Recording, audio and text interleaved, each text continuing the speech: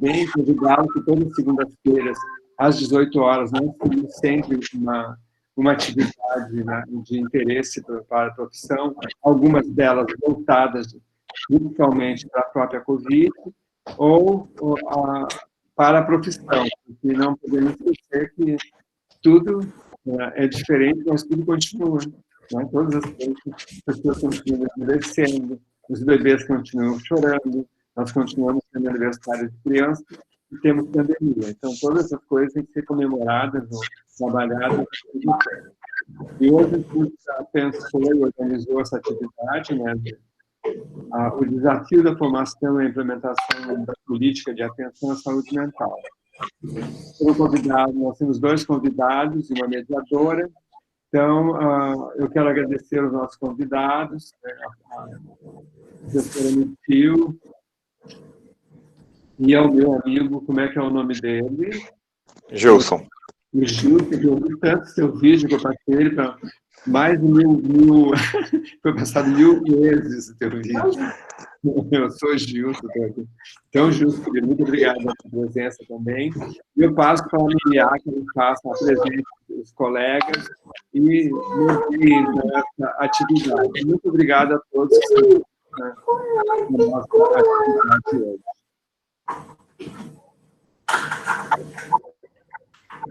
Boa tarde a todos, muito obrigada pela participação, sejam bem-vindos.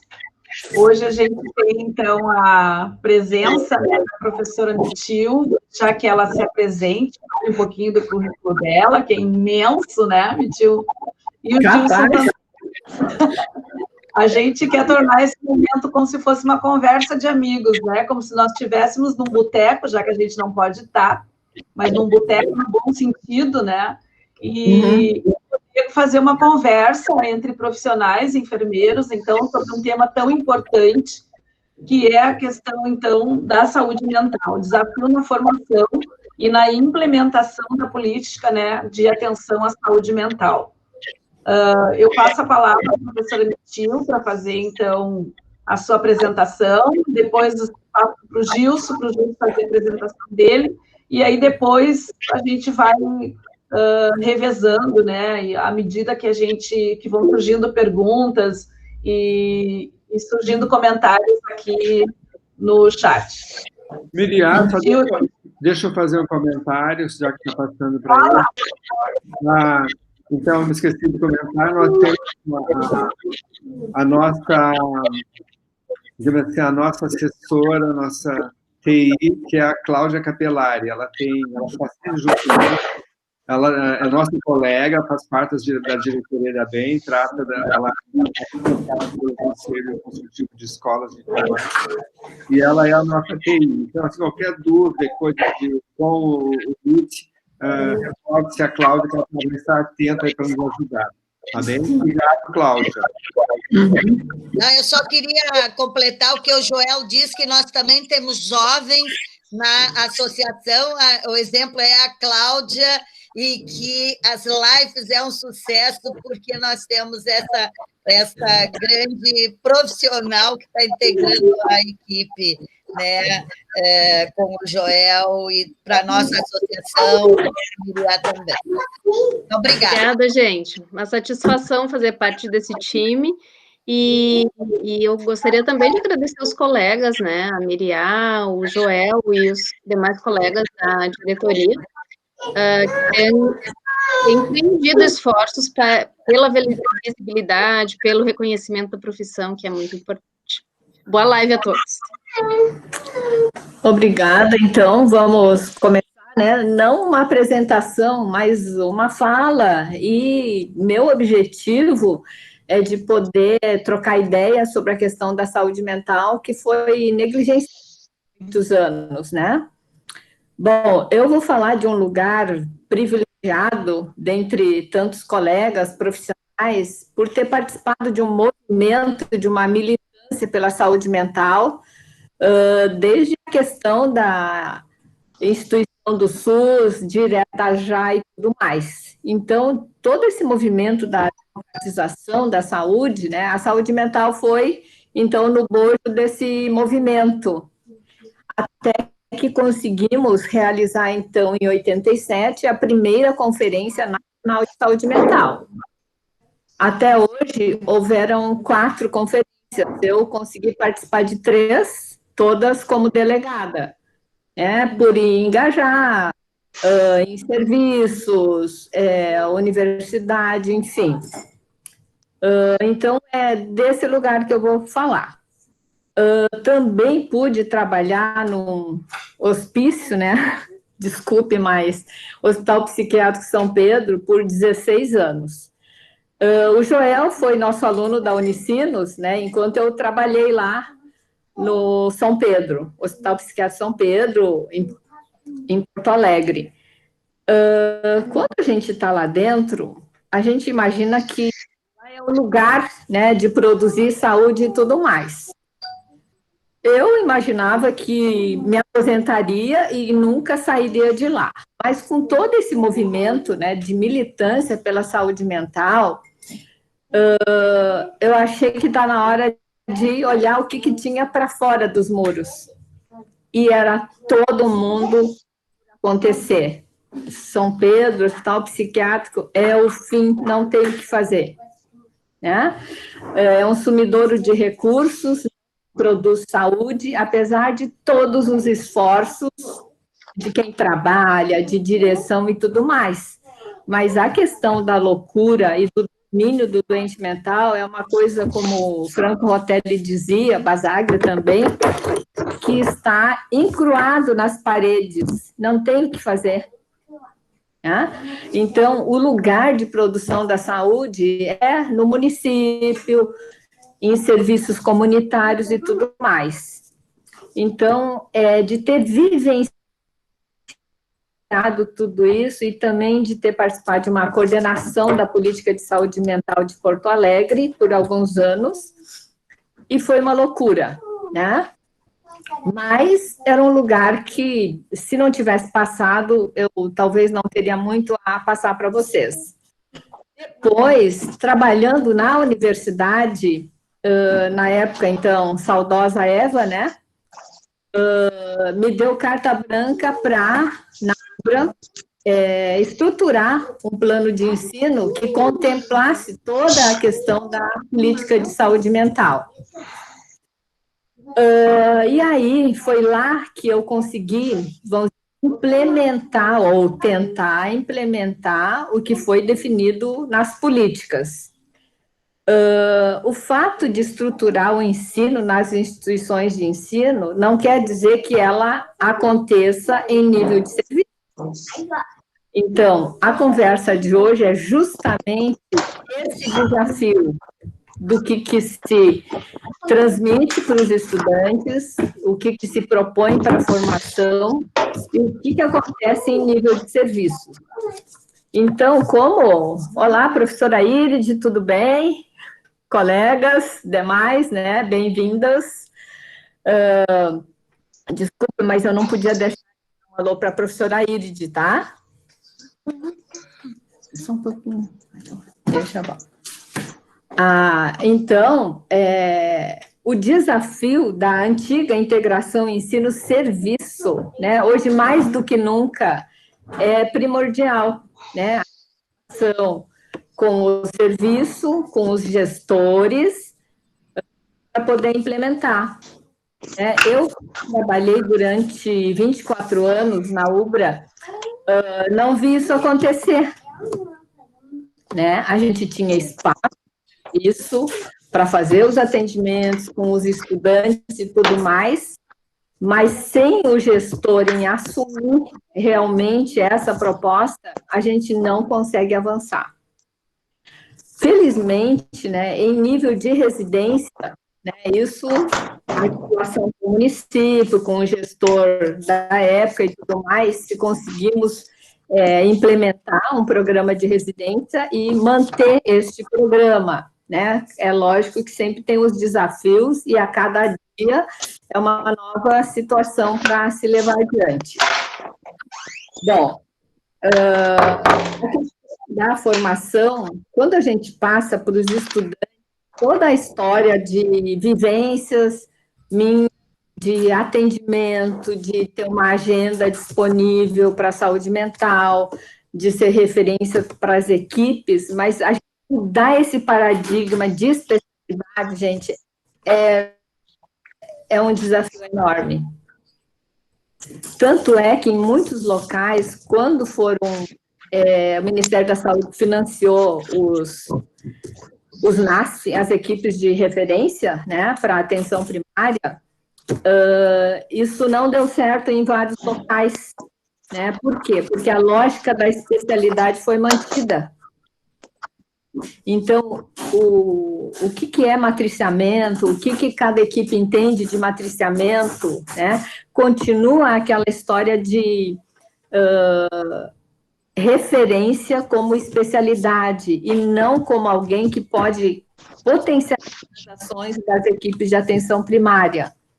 Então, hoje o Ministério da Saúde retirou, né, o financiamento. Se o município quiser, ele mantém as equipes de NASF, mas não há um financiamento específico. Então, o que aconteceu? Em alguns lugares, simplesmente redistribuíram os profissionais, né, e não mudou nada, né, não aconteceu nada, não houve um avanço em termos de acolhimento em saúde mental, de as equipes terem se qualificado mais, enfim. Eu vou traçar algumas vivências. Hoje, esse fim de semana, eu participei de um congresso online sobre prevenção do suicídio, né?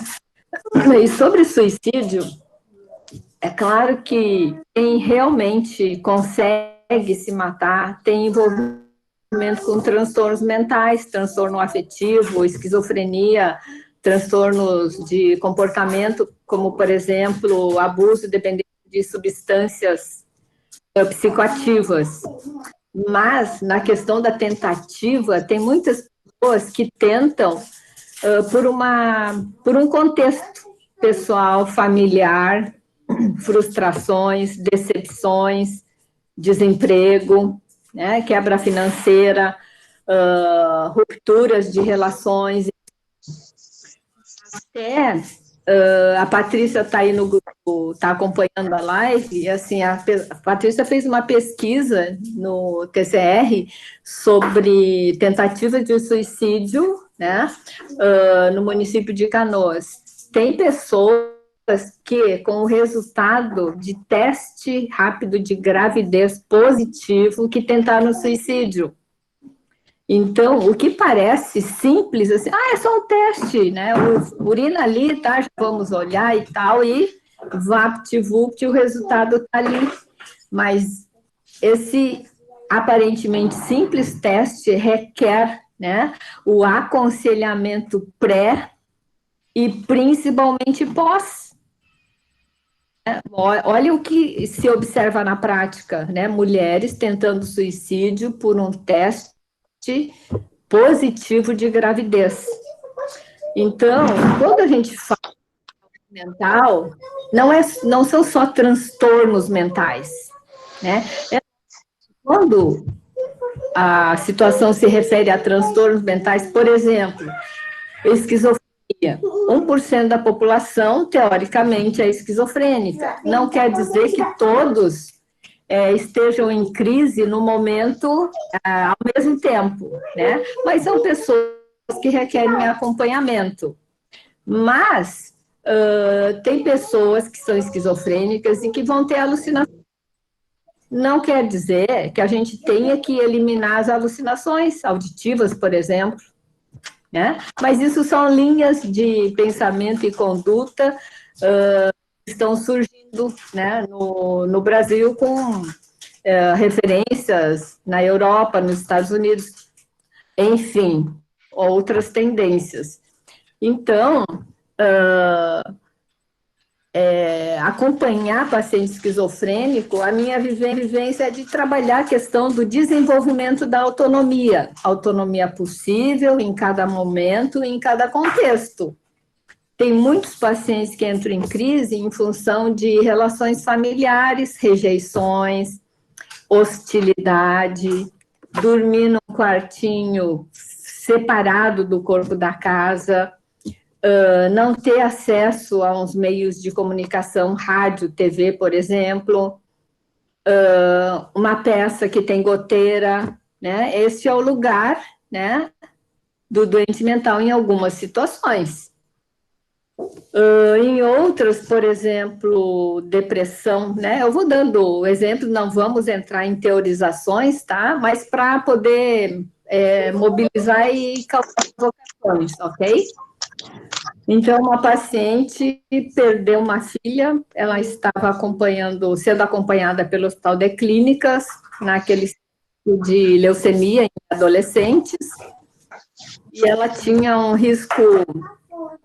A menina, ela acompanhou durante 8 anos, nesses 8 anos ela viu mães perderem filhas, meninos e meninas, ela fez 15 anos no Clínicas, a equipe deu todo o suporte, fizeram festa, presentearam, enfim.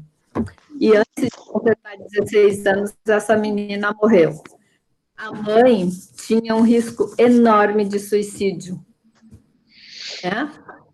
E aí eu, com todo o movimento de luta antimanicomial na cabeça, né? Falei, meu Deus, e agora o que eu vou fazer? E era perto de um feriadão, 12 de outubro. 12 de outubro, naquele ano, foi numa segunda-feira. Isso era na sexta de manhã.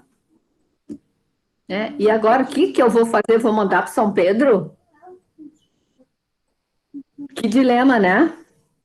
O que fazer? E a responsabilidade, e a questão da ética, e o risco da paciente.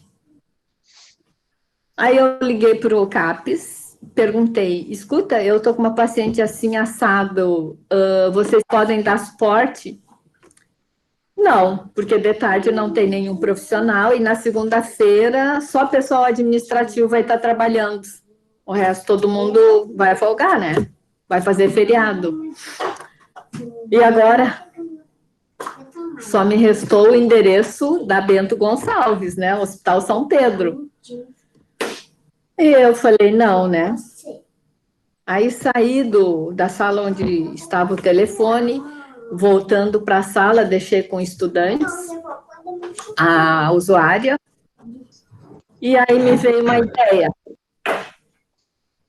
ideia. Assim, eu vou perguntar para ela, o que ela vai fazer amanhã, que seria sábado. Porque se ela me dissesse o que ela ia fazer, bom, não vai se matar hoje, né? Porque ela disse, quando eu sair daqui, eu vou me atirar embaixo do primeiro caminhão que passar aqui na frente do posto e vou me matar. Então, 3 cruzes positivas para suicídio, né? Como, quando e onde? Né? O que eu vou fazer? Aí, como eu tive essa ideia, esta luz, eu perguntei, dona fulana, o que a senhora vai fazer amanhã? E para minha salvação, gente, ela disse, amanhã é sábado, a minha prima vai em casa, vai me ajudar a limpar a casa, nós vamos tomar chimarrão e nós vamos conversar. A primeira coisa que eu fiz, agradeci a Deus. Até emocionante, desculpa, tá? Porque eu falei assim, tem que ter uma saída, gente. Tem que ter uma saída. Que não a internação, ela precisa de cuidado. E aí eu falei assim, bom, aquilo me encorajou. E o que eu fiz? É errado fazer, tá, gente? Botei ela no carro, levei para casa, conversei com o marido e criei uma rede de cuidados comunitários. A prima dela que morava em frente, a cunhada, o esposo, né? Enfim. Tinha uma vizinha que era amiga dela, que era Daiane, o nome. Até hoje, se eu me encontro, a gente mantém vínculo. E ela disse assim, não pode deixar, que nós vamos... E aí eu disse assim, então, todos os dias, às 10 horas da noite, eu vou ligar, né, para como é que tá, e dar outras orientações necessárias, se forem. Aí a usuária disse assim, eu tenho um problema. Que problema? Eu falei, só falta dizer que não tem telefone, né? E se ela não tivesse, eu ia pegar uma número de vizinha, enfim, ia dar algum jeito.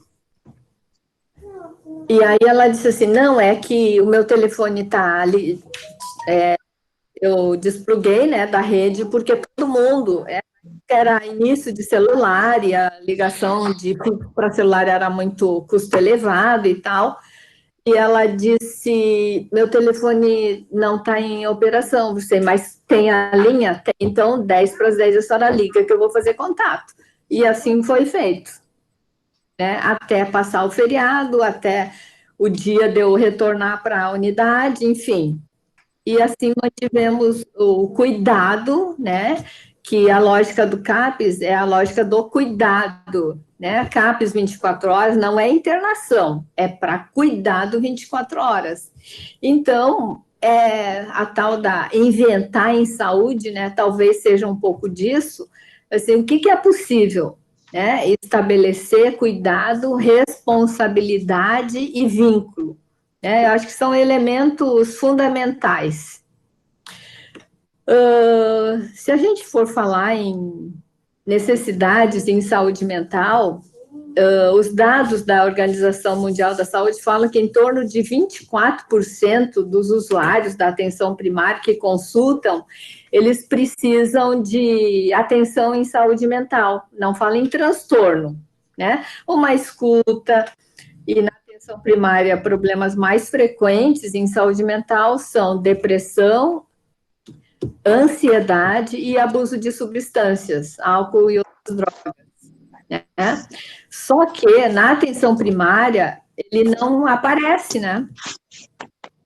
Não tem muito diagnóstico, né? Por quê? Porque as pessoas não investigam, porque os agentes de saúde também não levam adiante, porque se não tem o respaldo da equipe, para que ele vai estar levantando coisas que não vai ter segmento? Então, tanto é que nas condições sensíveis à atenção primária, a saúde mental não está incluída. Né? Essa é uma sugestão, porque as internações em saúde mental, embora não sejam tão expressivas comparando com outras, como diabetes, hipertensão, cardiopatias, enfim, infecções respiratórias, né? Mas ela, em termos de custo para a família e custo individual, né, sobrecarga, enfim, ele é bem representativo. Então, eu também já estou aqui levantando uma proposta, né, para bem, levar essa bandeira adiante, né? Eu acho que são coisas que a gente pode sugerir, né? E que a atenção primária, gente, ela é muito potente em todos os sentidos, e na saúde mental também. Então, uma escuta, gente, a maioria das pessoas diz, mas eu não sei o que eu vou dizer.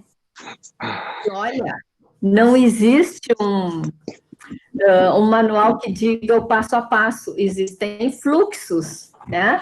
Mas protocolos, enfim, para atendimento em saúde mental, mas não há uma cartilha para dizer assim, se o paciente disser isso, tu fala isso. Né? Ele não é engessado, porque depende muito da relação que se estabelece com o usuário naquele momento. Então, gente, para começar a aquecer, eu fico por aqui, passo a palavra para o Gilson, depois vamos interagindo, tá ok? Obrigada. Wilson, contigo, então. Obrigada, Mitiu. Estou cheia de coisinhas anotadas aqui para depois te questionar, Mitiu. Ai.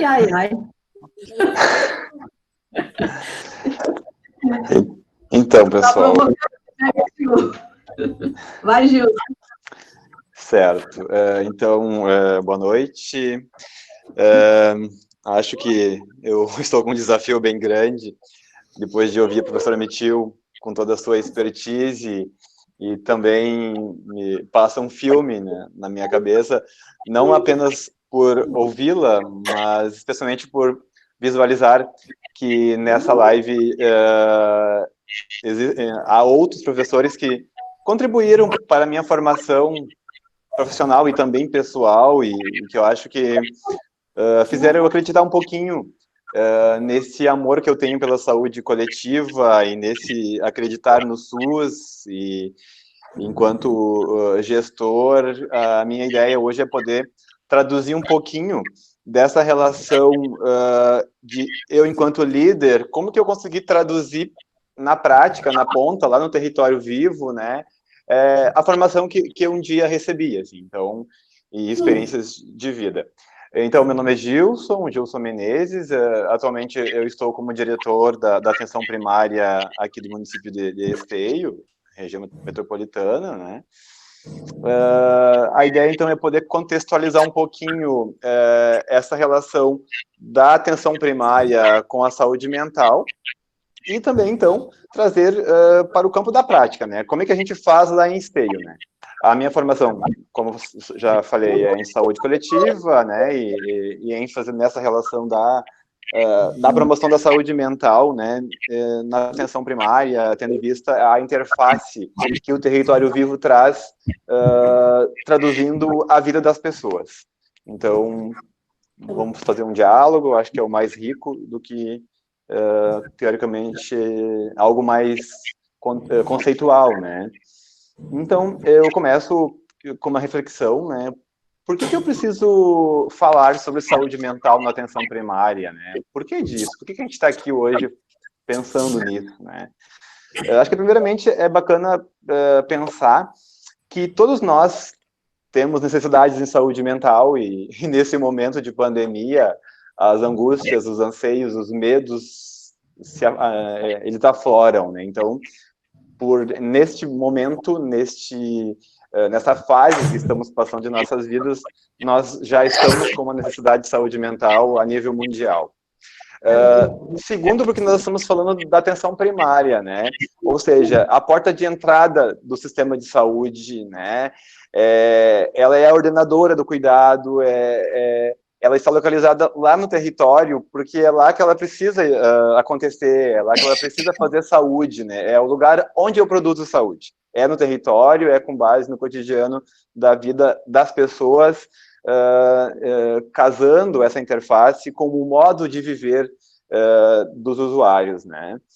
Então, por que muitas vezes a UBS é o único equipamento de saúde que o cidadão consegue acessar, né? Por quê? Por exemplo, muitas vezes, o dia que a usuária coletou um CP com um enfermeiro e ela conseguiu adquirir um vínculo com aquele profissional, ele passa a ser a referência, né, daquela usuária. Porque ali é um local que ela consegue ir a pé, muitas vezes, porque ela não tem dinheiro para procurar o CAPS, para procurar o hospital, numa situação de sofrimento psíquico. Às vezes é porque ela consegue deixar os filhos ou levar os filhos juntos, mas é a referência que ela tem em saúde, é o território, é a casinha que eu brinco, né, da UBS. Muitas vezes é onde ela consegue ir rapidinho, né, enquanto o seu marido, que a agride, deu uma saída, então ela consegue escapar e ir até aquele serviço que está dentro do território onde ela vive. Então eu queria começar a refletir um pouquinho da importância deste cenário, né, da atenção primária nesse contexto de produção de saúde mental na vida das pessoas. Então, a gente precisa, sim, falar sobre saúde mental, né, e acho que está na hora de desmistificar o mito da necessidade de superespecialização necessária para manejar sofrimento mental. Acho que essa é uma das maiores lutas que eu tenho lá em Esteio, né? Eu, de forma alguma, estou aqui defendendo que não precisamos de CAPS, de ambulatório de saúde mental e de emergência psiquiátrica, não é isso que eu estou falando, né? Mas defendo, sim, então, que haja uma maior sensibilização por parte dos profissionais a olharem para a temática, né? Na realidade, no cotidiano, né, dos serviços, né, as demandas de saúde mental, elas chegam de duas maneiras. Uma demanda específica, né, que é aquele usuário com um diagnóstico já formado, com uma direção de necessidade de saúde mental, e aquela demanda inespecífica, né? Aí eu cito exemplos, né? Aquela pessoa que busca constantemente por atendimento lá na UBS com uma queixa que não traduz meramente a relação verbal com achados clínicos. Será que não há um pedido de socorro nessa entrelinha, como a gente fala? Aquele usuário com dor crônica sem uma explicação orgânica, né? Aquelas queixas somáticas clássicas, né? Um pouco vaga, a falta de ar, a tontura, o desmaio, o zumbido, o edema que repentinamente apareceu na face, no olho, enfim. Aquele usuário com um alto índice de absenteísmo, né? Ou que solicita frequentemente atestado para a escola, para o trabalho, né? Então, o chamado aqui é para a gente conseguir olhar um pouquinho para o além das entrelinhas, né? Para aquilo que está dado, para aquilo que até então parece ser, né? E trabalhar na atenção primária é um desafio, né? Então, eu brinco muito com o pessoal que faz formação lá comigo, ou que ainda tem dúvida sobre o trabalho no SUS, né? Eu digo, olha, quem escolhe trabalhar no SUS, né, sem menosprezando quem trabalha em hospital, porque eu também já trabalhei anos em emergência, o desafio está aqui, né? Aqui não tem uma máquina, um ventilador mecânico que tu programa quantas vezes o usuário vai respirar por minuto, né? Então, o desafio da síntese do conhecimento e de saber lidar com problemas que surgem na tua frente e de forma inesperada, né, tá lá na ponta, né, tá no cotidiano da vida das pessoas e é onde eu estou produzindo saúde lá nos territórios. Então, essa sensibilidade para olhar para essas entrelinhas, né, e também pensar em corresponsabilidade para com o usuário é fundamental e de extrema necessidade, de extrema importância no mundo que a gente vive, né? Então, eu trago um exemplo, outra vez, que eu passei lá no município, né, onde um profissional de saúde manejou uma senhora, né, que verbalizou para ele uma ideação suicida com planos e tudo mais, e o profissional faz uma cartinha, né, e carimba e diz, ao CAPS, né, vai. Então a gente fica pensando, né, daqui um pouco, e sozinha, né, essa pessoa se suicida, se mata com o carimbo do profissional na mão, atestando uma falta de corresponsabilização com a situação. Então, essa reflexão que a professora Mitiu também trouxe antes, né, o exemplo do teste de gravidez, né, não é só um teste de gravidez, né, é muito mais do que fazer a técnica, e sim poder refletir um pouquinho e olhar amplo, né, do que isso pode acontecer, pode gerar, né, na vida, no cotidiano daquela pessoa, né. Então, traçando essa questão mais conceitual, né, eu vou um pouquinho, então, para Esteio, né, do lugar onde eu falo, enquanto gestor da atenção primária, né, e enquanto um enfermeiro que acredita puramente no trabalho do SUS lá na ponta e que a gente consegue, sim, modificar cenários, né, de vida, né, das pessoas, né. Eu começo a trazer algo que a gente implantou de forma sistemática, que é o acesso sem barreiras, né? Então, todas as minhas equipes, eu não gosto de falar muito minha, porque não é minha, né? É nosso, é de uma equipe que a gente conduz e eu apenas lidero, né? As estratégias, elas são construídas sempre no coletivo, mas... Então, a garantia de acolhimento, né, durante todo o horário de expediente, né, do serviço, é a primeira defesa, assim, que eu faço, né, para que a gente consiga, para que o usuário tenha certeza que ele vai ser escutado, né. Então, o acolhimento, né, que a gente tem protocolos definindo, né, essa temática, né, estruturada, e a saúde mental está contida, né, nesse espaço. A gente consegue, então, com muita luta, né, garantir a presença do Serviço de Referência em Saúde Mental, né, os CAPs, né, de forma semanal ou quinzenal em todas as nossas equipes de saúde, em todas as UBSs, com apoio matricial, né, o famoso matriciamento, né, como a gente conhece na literatura, né, na compreensão de que seja considerado um novo jeito assim, de se produzir saúde, em que duas ou mais equipes, num processo de construção compartilhada, criem uma proposta de intervenção pedagógico-terapêutica, né? Então, as equipes sentam, né, para construir um plano terapêutico, e também, quando tu constrói esse plano terapêutico que uma equipe traz, eu defendo e tento organizar a agenda das equipes para que as outras equipes também participem, né, da discussão daquele caso da Dona Maria, porque é formação, né, é conhecimento, é aprendizado que tu consegue naquele momento com um caso, né? Então, esse outro ponto, além do acolhimento, então, a garantia do matriciamento, né, com as equipes do CAPES e também do NASF, que eu tenho em equipes de SF, tá? Entendo como de extrema necessidade a questão do apoio da área meio, e quando eu digo área meio, eu estou falando das academias de saúde. Então, eu tenho 3 academias de saúde lá na nossa cidade, onde a gente desenvolve atividade física, pilates, funcional, alongamento, roda de conversa com nutricionista.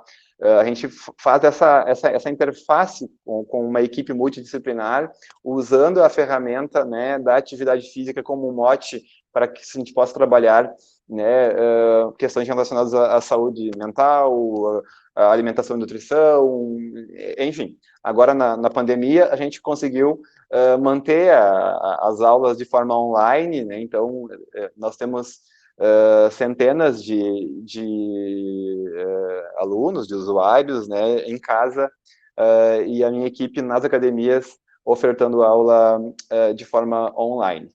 Nós temos um centro de práticas integrativas complementares, o CERPICS, né? Então, a gente conseguiu constituir esse serviço esse ano, onde a gente oferece acupuntura, reiki, cromoterapia, automassagem, fitoterapia, yoga, dança circular. É muito difícil, ou quase impossível, a gente dar conta sozinho, lá na ponta, lá na atenção primária, sem um apoio, né, dessas áreas. E eu já tenho reflexos, assim, em números, do quanto diminuiu aquela demanda daquele usuário que vai 3 vezes na UBS constantemente e quer ver o médico, né? Então, quando a gente oferece terapias alternativas, né, de apoio, né, a esse usuário, na perspectiva de resistir, né, ao seu sofrimento, ou às suas angústias, ou qualquer coisa que possa ser, assim. Então, a gente tem outras unidades que oferecem grupos de artesanato, espaço de escuta coletiva, passeios em alguns pontos turísticos aqui da região, enfim. Então, não me alongando muito, né, os profissionais da atenção primária, eles muitas vezes manejam situações que envolvem a saúde mental e muitas vezes a gente não se dá conta. Que, de novo, eu volto àquela minha fala inicial, né, que a gente acha que necessita de um psiquiatra, de um psicólogo, mas eu estou falando de escuta, eu estou falando de um manejo de minimamente estabilizar, como a professora Mitiu também falou antes, e às vezes é um estalo que vem, que surge com base no que o usuário está te trazendo. Então, sim, a atenção primária faz isso toda hora, e a gente precisa fortalecer muito mais, né, este processo, né. Então, o cuidado em saúde mental, eu entendo que é um processo, né? Então, é conhecer o sujeito, é construir vínculos satisfatórios para que eu consiga um manejo adequado, né? Então, não compreender como um conceito apenas, um conceito de cura, mas sim numa lógica de intervenção, onde eu foco em diminuir sofrimento, e a escuta dessa angústia, por exemplo, é contribuir puramente para a promoção de saúde mental do sujeito, né? Então, eu gosto de frisar muito isso, que sim, todos nós fazemos saúde mental. E entender que é muito mais do que olhar para aquele nível pressórico elevado, né? Então, não é a pressão arterial, né? Não é só a pressão arterial, é abrir horizontes para os fatores causais da hipertensão, né? É questionar um pouco sobre suas rotinas, seus hábitos de vida, suas interfaces com outras pessoas, e tentar, aí sim, formar um diagnóstico coeso, né? E não somente orgânico, né? Como a gente traduz. Muitas vezes eu escuto assim, colegas me falando, Justo, mas eu não tenho tempo, e se eu perguntar alguma coisa e ela chorar na minha frente, o que eu faço? Eu não tenho tempo, eu tenho uma agenda para dar conta, e agora o que eu faço? Né? Então, isso às vezes me traz um pouco de angústia, assim, quando eu vejo algum colega falando isso, mas claro, reforça cada vez mais a necessidade e a importância de nós refletirmos e trabalharmos esses conceitos lá na ponta, né? É claro que a gente não vai resolver todos os problemas das pessoas naquele momento, mas minimamente eu vou me colocar à disposição daquele sujeito, que eu estou ali para ajudá-lo, e que eu estabilizando ele, eu consigo programar um cuidado, eu vou agendar na minha agenda, né, um retorno para aquela pessoa amanhã ou daqui 3 dias, enfim, dependendo da necessidade. Ou, se eu não conseguir manejar ali, eu vou pedir apoio para o meu colega vai me substituir na minha agenda. Então, fazer atenção primária, trabalhar no SUS, lá no território, não tem como ser diferente disso. É assim, é aquela caixinha de surpresa que a cada dia possa chegar uma surpresa, né? Como eu estava dizendo. Então, não tem algo tão sistemático e tão programado, tão rotineiro, como eu tenho, de repente, numa UTI, né? Como eu estava falando antes. Outra coisa que a gente conseguiu manter e cativar lá em Esteio é um espaço de 2 horas por semana de reunião de equipe, né? E esse espaço de reunião de equipe, eu vivo brigando com alguns coordenadores, ele não pode ser um espaço de mera discussões de rotinas administrativas, né? Então, eu peço relatórios de educação permanente, né? Quais temáticas foram trabalhadas na reunião X, na reunião Y, né? Para que a gente consiga acompanhar, então, e aproveitar esse espaço, né, para a formação, né, profissional. Pandemia Covid-19, então, do nada a gente ganha de presente, entre aspas, mais esse desafio para manejar na atenção primária, potencializar os mecanismos de resiliência nunca foram tão necessários, né, como neste momento, né? É como resistir, é como manter uma equipe de pé, é como seguir apesar de tudo, né? Então, acho que é bacana a gente refletir um pouquinho sobre esse conceito dessa palavra tão bela, né? A resiliência, né? A capacidade de resistir.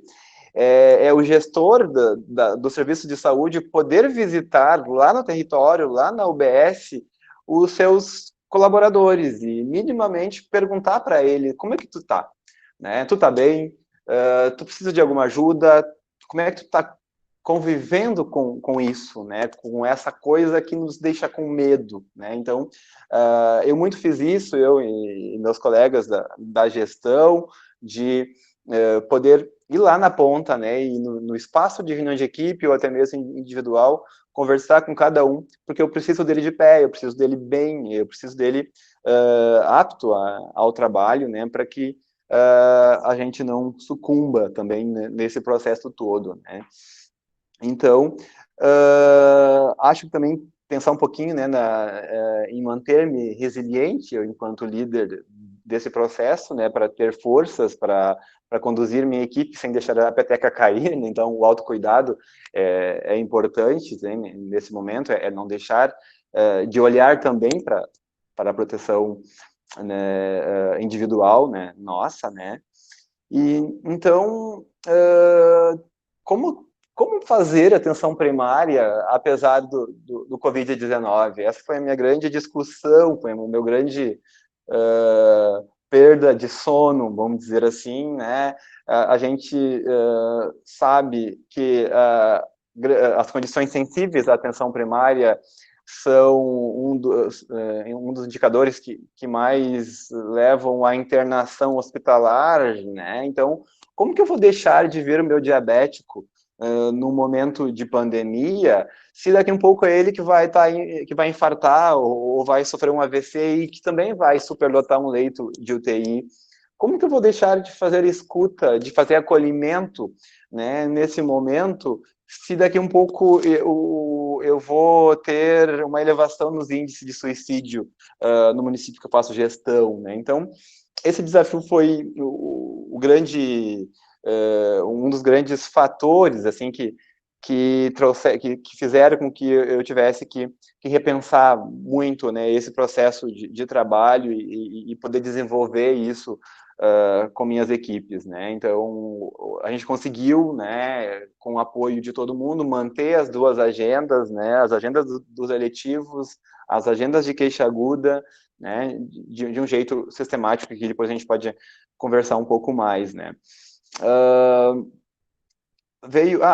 Eu não posso aglomerar, concordo, né? A gente não... Mas como é que eu vou deixar de fazer reunião de equipe se eu entendo e acredito que aquele espaço é um espaço de extrema potência para o meu servidor poder falar, expressar suas angústias, seus medos, né?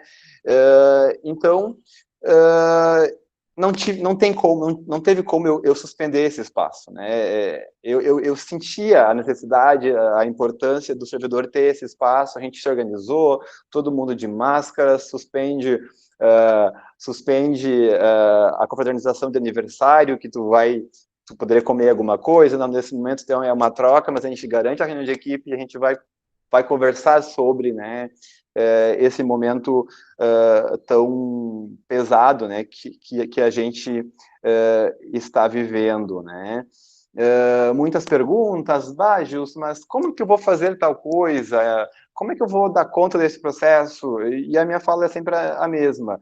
Eu não sei, mas nós, pensando junto, enquanto equipe, e aí eu abro um parêntese, né, o quanto é bacana e importante a gente nunca esquecer que o gestor, ele, no meu caso, eu tenho experiência de ponta, de prática, né, lá no território, mas é ele que está fazendo, é ele que conhece a prática lá da ponta, né? Então, nunca deixar de escutá-lo, né, de ouvir e pensar junto, né, tu enquanto líder, mas usando o conhecimento e a experiência, a prática cotidiana do meu colaborador que está lá e que está fazendo, né, a saúde daquele território. Então, Esteio também apostou bastante, né, na produção científica.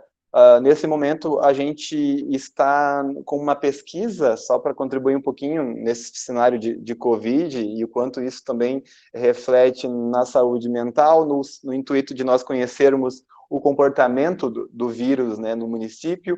E esse comportamento do vírus, eu não me refiro apenas a números, mas é uma pesquisa qual e quant, onde eu também pergunto, né, para o usuário a questão da restrição domiciliar, se ele está conseguindo manter isolamento, né, ou não, né? Então, nós já estamos entrando na nona onda, né? Uma pesquisa com parceria com 4 universidades aqui da região, onde a gente testa 500 pessoas a cada 15 dias, né, para conhecer o comportamento, né, do vírus na nossa cidade. Depois a gente pode também, posso encaminhar relatórios deste trabalho, quem tiver interesse, que está bem bacana. A gente vai manter essa pesquisa até o fim da pandemia. Claro que eu não estou falando das testagens que a gente faz corriqueiramente conforme os protocolos, estou falando de um trabalho científico, né, aleatório, né, paralelo, perdão, né, a isso.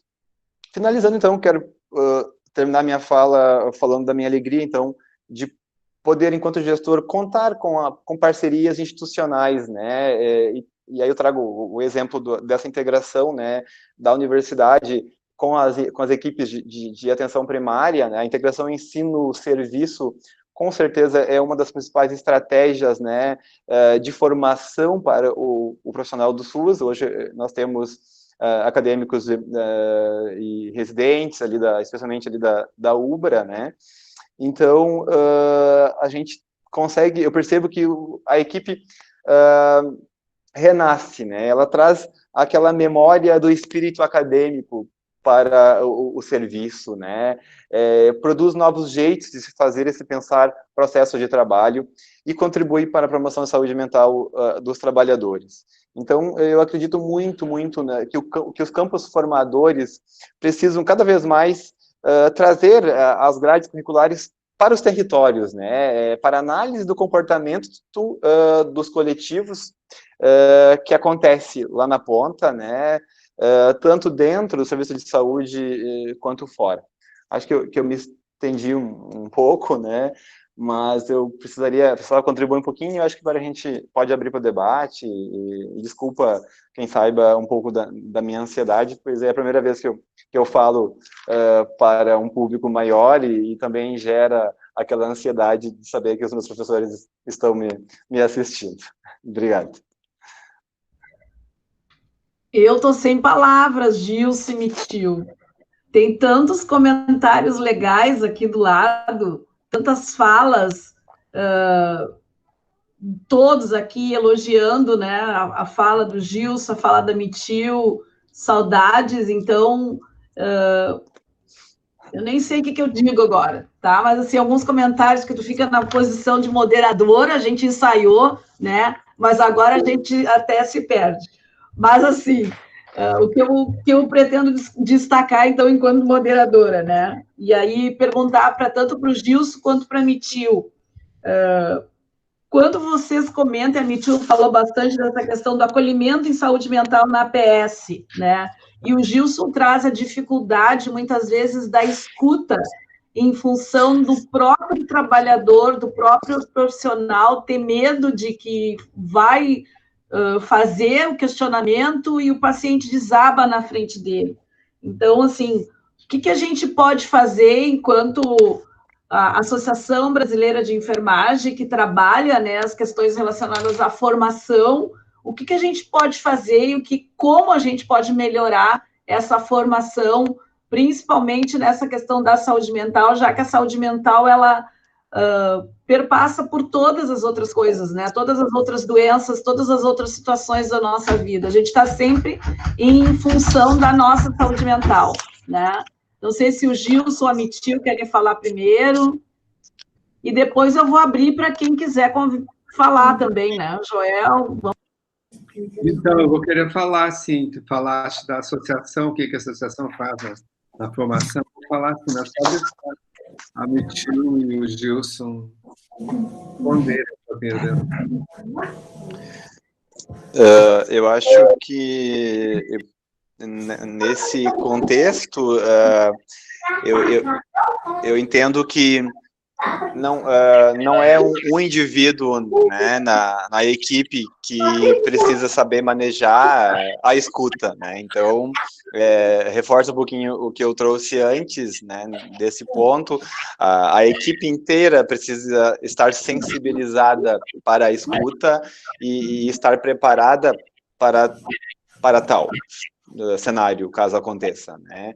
Então, usar, sim, o espaço de reunião de equipe para discutir essa temática, né, temática de abordagem, né, de manejo terapêutico, mesmo que com ferramentas e tecnologias leves, né, ter a segurança de que, com certeza, de que eu preciso garantir a confiança para o usuário, né, e que eu preciso estabilizá-lo naquele momento e programar o meu cuidado, seja comigo ou seja com apoio da rede, né, que eu tenho, né, no meu município e que me apoiam, que me dão retaguarda, né.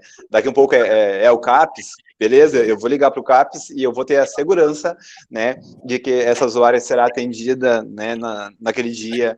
Então, eu acho que é muito mais uma necessidade de garantir a segurança para o profissional de saúde que está lá na ponta, do manejo e de retaguarda da rede nessas situações. Acho que, em resumo, é isso que eu penso. Obrigada, Gilson. Mitiu? Oi. Eu acho que, assim, primeiro que não tem uma fórmula, né? Se a gente olhar, assim, uma referência para a saúde mental, talvez ainda seja muito pesado e muito difícil. Se a gente usar como referência a cidadania da pessoa, o sujeito, né? E olhar para as necessidades das pessoas, talvez mude. Por exemplo, uma mulher, né, que tem filhos, uma dona de casa ou que trabalha, tanto faz, é assim, se uma mulher não estiver bem, a casa cai, né? Muda o rendimento escolar, as crianças não vão ter provisões, porque são as mulheres que vão atrás de alimentos, de agasalho, de material escolar, são as mulheres que cuidam de enfermos, são as mulheres que cuidam de doentes mentais, de deficientes mentais, de idosos. Então, 50% das famílias que têm filhos com algum tipo de deficiência, não vou nem falar assim, deficiência física grave, não, algum tipo de deficiência, pode ser cegueira, né, essas sensoriais, surdez, 50% das famílias, os homens vão embora e deixam as mulheres. Então, primeiro, enquanto uma política de saúde da mulher é um apoio para a mulher, né, porque se ela cair, gente, a casa cai. Então, primeiro, fortalecer e empoderar esta mulher em como conduzir, né, seus filhos. Tem uma pergunta básica que eu costumo fazer, que é assim, se ela consegue coordenar os filhos, fazer com que os filhos lhe obedeçam, por exemplo, é uma pergunta básica que vai abrir um leque, porque a maioria, principalmente as que trabalham, elas se sentem culpadas e elas têm uma relação de refém com os filhos. Então, elas presenteiam o que os filhos pedem com algo que ela jamais ia proporcionar para ela. Então, por exemplo, um videogame, enfim, várias coisas que eles vão demandando, um tablet, né? Então, são questões básicas. E se ela está satisfeita com a vida dela, pergunta quais são seus sonhos, a maioria não tem, né? Não tem um projeto seu de vida. Então, é começar a abrir, despertar a mulher, né, por uma vida com satisfação, porque a maioria não tem sonho nenhum. Pergunta, elas ficam um tempão assim, bom, aí eu dou um tempo, no próximo encontro a senhora traz, então, né? Enfim, despertando coisas. Então, eu acho que abrir assim, tem que ter uma agenda de saúde mental. Eu acho que isso tão cedo não vai acontecer. Mas se qualificar mais essa gente, nós vamos qualificar mais a atenção em saúde. Muito bom, Mitiu. Né? Tá aqui atrapalhando. Sim. Eles ficam bem loucos na volta da gente. Joel, tu quer comentar agora? Joel travou. Abriu o microfone. Enquanto o Joel não entra ali, o que eu queria comentar também, que eu achei bem importante, né, quando vocês trouxeram a questão das práticas integrativas, né, também, que hoje é oferecido pelo Sistema Único de Saúde e ajuda muito na questão da saúde mental. Então, e aí a gente está falando de promoção de saúde também, né, e de prevenção. O espaço da reunião de equipe, né, Gils, quando tu traz, é super importante isso. A gente tem histórias, relatos das equipes, principalmente nesse momento agora de pandemia, né, além das histórias que a Mitiu contou, que a gente acaba se emocionando, mas, assim, relatos das equipes no momento, quando é ofertado esse espaço para eles, de eles sentarem e simplesmente chorarem, né, pelo medo do que está acontecendo, sem saber qual vai ser o desfecho disso, as mulheres, né, as enfermeiras, os técnicos de enfermagem, todos da equipe, né, que trabalham, que são mulheres e que têm filhos, ou que têm pais idosos, né, então todo o cuidado que a gente tem que ter quando chega em casa depois de um dia de trabalho, né, então tudo isso mexendo com a saúde mental, e o fato de tu proporcionar à tua equipe, né, aos teus colaboradores esse espaço da reunião de equipe é extremamente importante, né, porque é um momento de apoio, né, que a gente vai um dando apoio ao outro. Então, a gente fica contente, né, Gilson, de ver que nem todos os gestores têm esse olhar aí que tu tem, tá? E aí, Mitil, eu vou te dizer que tu tens que vir para bem. Vou passar a palavra para o Joel e vou dizer para ele que tu tem que vir para bem para a gente falar de saúde mental, né? Tu tá provocando, tu tá aí dizendo, né? Tu e o Gilson tem que vir para bem para a gente trazer a saúde mental, né, professora Iride, todos que fazem parte da diretoria e que estão aqui, vem para a gente trazer a saúde mental para dentro da BEM. Vou passar para o Joel, que é o nosso presidente. Então, que bom ouvi-los. Ótimas as falas, continua bastante tensa, assim, né? Uma discussão bastante pertinente, bem ancorada na realidade e que tem uma profundidade. Beleza, isso. Estou muito feliz por vocês estejam aqui conosco. Conversando um pouquinho, como a Miriam falou, de o que faria a associação, alguma coisa por isso ou por aquilo nesse centro. A associação é uma organização de pessoas. A BEM, por mais, assim, ela tem 94 anos em nível nacional, e aqui no Rio Grande do Sul nós temos 70 anos. É uma organização de pessoas com todos os matizes políticos, né, coloridas, verdes, vermelhas, azuis, muito vermelhas, mais ou menos vermelhas, né, contra o governo, a favor do governo. Então, todas essas pessoas fazem parte de um conjunto de profissionais, e a associação, ela defende, ela advoga por esses profissionais. Nós fazemos a gente cria uma organização, se reúne em torno de coisas comuns, de objetivos comuns, e nele nós defendemos esses objetivos. E ele tem, principalmente, um compromisso com aquele que é sócio. Então, a BEM é um clube. É como se a gente dissesse assim, olha, só entra na BEM quem é sócio, como para ir numa piscina do Grêmio Náutico União. Quem vai lá? Quem é sócio. Na BEM também. Mas a BEM, ela defende uma causa maior, ela defende a profissão também, né? Então, assim, quando nós não temos o poder de fazer o governo mudar uma lei de ensino, de uma dessas coisas, mas nós temos o poder de formar opinião, de todo dia não deixar eles em paz, né?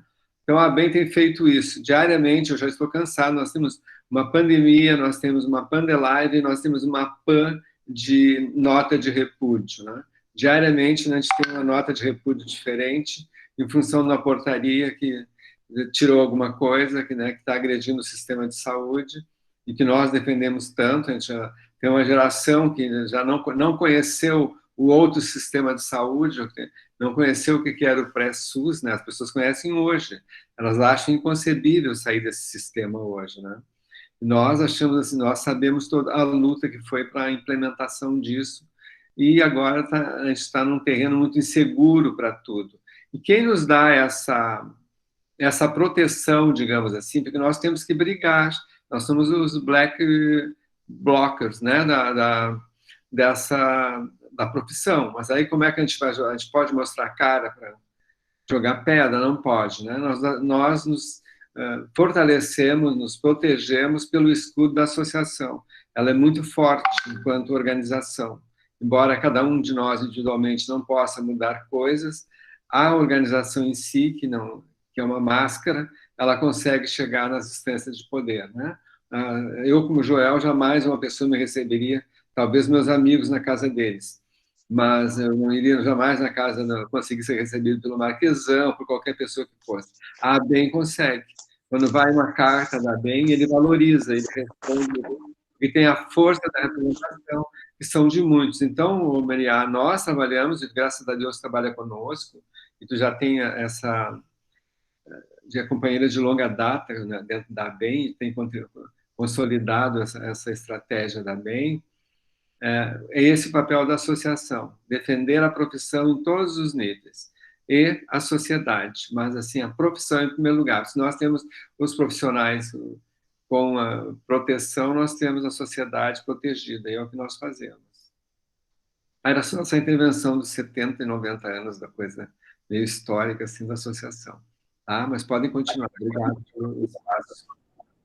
Mas é bem importante destacar isso, né, Joel? Assim, a gente tem residentes aqui que estão nos ouvindo, e então, assim, também a gente faz o convite que venha, né, para bem. A professora Irid, não sei se quer comentar alguma coisa, professora Irid.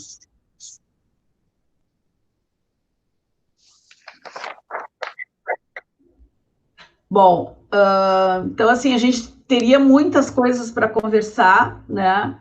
Mas eu vou pedir, então, que a Mitil e o Gilson façam suas considerações finais e depois a gente encerra, então.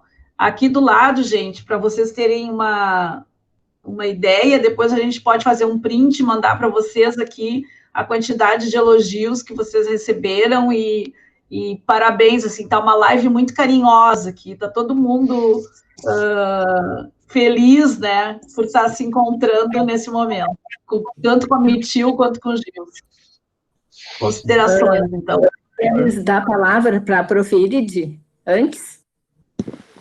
Oi, colegas. Quero parabenizar os dois palestrantes. Esse tema é de extrema importância. Eu vou ratificar o convite que a Miriam e o Joel já fizeram.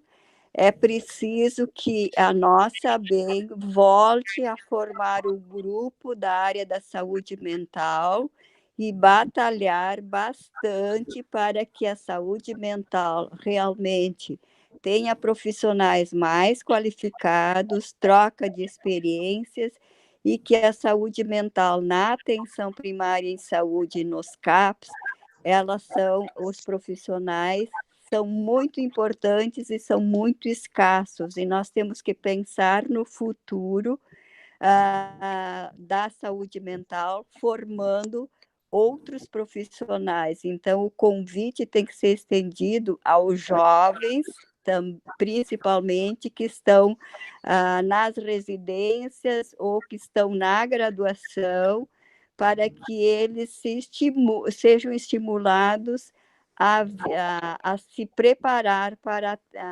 esta área.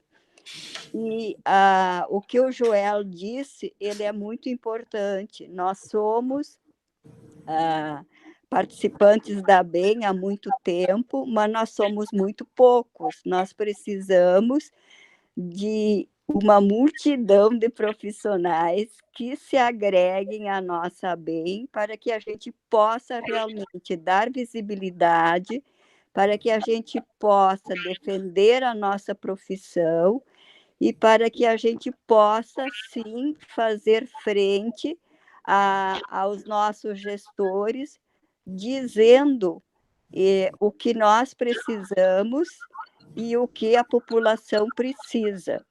Então, eu quero dizer que eu defendo o SUS desde a sua formação, desde a 8ª Conferência Nacional de Saúde, e continuo batalhando juntamente com todos os demais colegas para que o nosso sistema único seja fortalecido e não desmantelado como ele está sendo. Uhum. Obrigada, professora Irid. Belas palavras. Bom, Quer falar, Gilson? Então, acho que, como eu iniciei dizendo, foi uma satisfação imensa poder estar aqui discutindo um pouquinho, refletindo um pouco sobre os processos que envolvem a atenção primária da saúde mental. Fico à disposição para outros momentos, ou bem como conhecer o município a qual eu faço a gestão. Fiquei bastante feliz pelo encontro, por ver os professores, como eu disse, que me ajudaram a me formar, ver a Miriam, que me apoiou no meu primeiro emprego como enfermeiro. Enfim, então eu estou muito feliz, estou com adrenalina, mas de felicidade, e bastante contente por esse momento, tá? Então, desejo uma boa noite e fico à disposição lá em Esteio, e obrigado. Bom, eu me senti provocada pelo... Desculpa, Miriam, te atropelei? Não, firme, Mitiu. Tá, eu me senti provocada e eu também devo ter, nas minhas falas, ter expresso isso, né? Eu agora estou mais disponível, né, para voltar para bem, né? Porque na época meus horários eram muito apertados, enfim. Então, agora não estou mais trabalhando, estou aposentada mesmo, e mais disponível para outras atividades, né? Quem sabe para a categoria da enfermagem. Eu agradeço as manifestações, a minha ideia, o meu objetivo em participar dessa live, embora no início meio resistente, né, Miriam? Mas eu achei bem interessante e trazer provocações, né? Ver possibilidades e não centrar na questão da dificuldade, que é impossível ou que não dá, enfim. Nessa minha passagem pela UBRA, assim, eu tive o privilégio de vivenciar coisas assim do que é possível. Tudo é possível nessa vida, né? Em relação a colegas, equipes, médicos, professores, enfim, agentes de saúde, enfermeiros, colegas, enfim. Tem um espaço, eu acho que ímpar, né, de poder discutir casos com os médicos, que normalmente é uma das barreiras, uma das dificuldades, né? Então, de discutir medicação, conduta, de me responsabilizar assim, olha, eu preciso só de tais medicações, tantos comprimidos para fazer uma desintoxicação de álcool ambulatorial de forma segura e acompanhando, enfim. Então, meu sonho, né, de realmente que a atenção primária se qualifique mais para acolhimento em saúde mental, meu sonho está em pé, eu não desisti, né? Então, vamos lá. Abraço a todos e obrigado pela oportunidade. É bom rever colegas também e pessoas que eu não conhecia. Bom, eu agradeço a participação de todos, foi com muito afeto essa live, né? Como a Patrícia colocou ali do lado, né? Deu para sentir o afeto da Mitiu, a Patrícia colocou, né? Então, assim, foi muito carinhoso, né? Rever todos que estão aqui, um tema tão importante, um tema pouco abordado, né? Da forma como a Mitiu e o Gilson conduziram. Então, muito obrigada mesmo pela participação de vocês. Fico feliz, né, Joel, a professora Iride, Cris, Cláudia, Margarita, que a Mitiu, então, aceitou o convite de ir para a BEM. Então, vamos discutir o saúde mental na BEM agora, né, professora Iride, Joel, Gilson. Né? Muito bem, ficamos muito felizes, né? Então, da minha parte, isso, agradecer, depois já passo para ti, Joel, agradecer a presença de todos, né? Daniela, né? Isabel, todos, Liane, Renita, Margarita, nossos residentes que estão aqui também. Então, um abraço a todos, muito obrigado pela oportunidade. Joel, é contigo, e a Cláudia agora para fazer o fechamento. Então, agradeço a participação de ambos palestrantes, ao público presente, né, que, ao que parece, gostaram muito pelas manifestações e pela permanência na sala também. Avisá-los de que amanhã já estará no nosso canal do YouTube essa live. Ela foi gravada e vai estar integralmente lá. Com relação, ainda eu acho que eu não terminei, eu sempre gosto, faço acho que agora com a pandemia, que a gente fica no isolamento, quando eu acho uma oportunidade desta de live, de falar, não para mais também, né? Fechado, eu acho um monte de gente que vai ter um consultório gratuito. Então, gente, assim, a Mitiu fez uma fala espetacular sobre a mulher, Mitiu. Tu falaste da mulher, né? Foi uma coisa Sim, isso tudo é o que está no Nursing Now. Tem vários documentos que foram produzidos no mundo recentemente e que optaram, digamos assim, o investimento na mulher, né?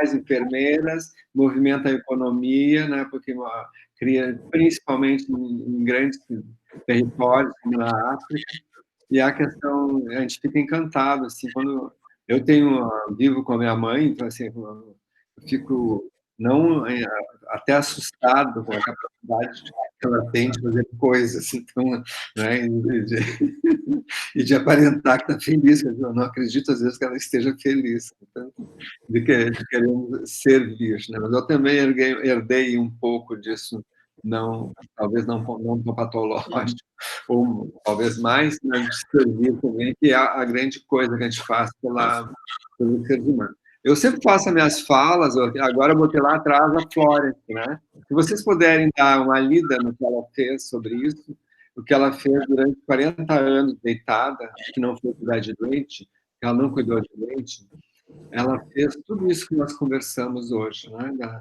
Ela previu o cuidado dentro das instituições de longa permanência, ela previu a enfermagem militar, ela previu saneamento, ela é uma coisa que fazia muitas previsões, e é por isso que nós sempre buscamos a Flórida quando precisamos ter um reforço de cientificidade para a profissão. Parece que a gente não conseguiu outra coisa a não ser a Flórida. Né?